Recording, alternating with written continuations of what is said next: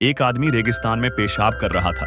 तभी उसकी नजर अचानक दूर जमीन पर चमकती एक तेज रोशनी पर पड़ी। हैरान परेशान वो धीरे धीरे उस ओर बढ़ा। जब उसने सतह की रेत हटाई तो उसके होश उड़ गए। ये एक विशालकाय डॉग हेड गोल्ड नगीना था। उसने नजदीक खड़े अपने साथी की ओर देखा। थोड़ी देर सोचने के बाद जोर से चिल्लाकर उसे बुला लिया। साथी भी जैसे ये देखकर पत्थर का हो गया। इतनी दौलत तो जैसे आसमान से गिरी हो।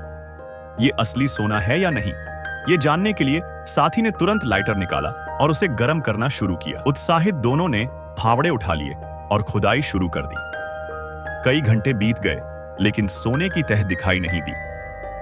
हार नहीं मानी। दोनों ने उसे खींचने की कोशिश की, लेकिन उसे जरा भी हिलाना नामुमकिन था। अब साफ हो गया, यह सिर्फ एक सोने का टुकड़ा नहीं, बल्कि एक छोटी सी गोल्डन माउंटेन थी। इसके बाद दोनों ने उस पर रस्सी बांधी और गाड़ी से खींचने की कोशिश की, लेकिन वह जैसे जमीन में जड़ें जमा चुका था। टस से मस नहीं हुआ। जब कोई उपाय नहीं चला तो उन्हें दोबारा हाथों से खुदाई करनी पड़ी, लेकिन फिर भी कई घंटे बाद भी इसका अंत नहीं दिखा। शाम ढल रही थी और उन्हें पता था कि इस बियाबान में जंगली कुत्तों से बचना होगा। उन्होंने लकड़ियां बटोरी और आग जलाई। आग के पास बैठकर उन्होंने सोने को बेचकर अमीर बनने के सपने देखे, लेकिन असल चिंता थी इसे जल्द से जल्द यहां से हटाना होगा। साथी ने सुझाव दिया कि वे अलग अलग काम करें। एक पास के शहर जाकर मदद लाए और दूसरा यहीं रहकर निगरानी रखे। साथी ने कहा कि एक छोटा कस्बा पूर्व की ओर 2 दिन की दूरी पर है।